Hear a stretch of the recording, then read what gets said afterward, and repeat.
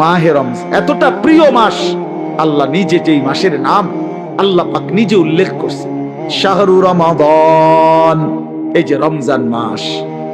আল্লাহ বলেন এটা আমি বললাম শাহরু রমাদান।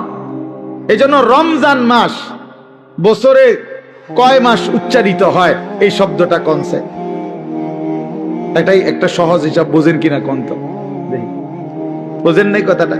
এই শব্দ এটা কোরআন শরীফের শব্দ, শাহরু রমাদান, রমজান মাস। এটা উল্লেখ করছে কে? আল্লাহ। কোথায়? তো এইটা বছরে কয়বার উচ্চারিত হয়? একবার। 24 ঘন্টা উচ্চারিত,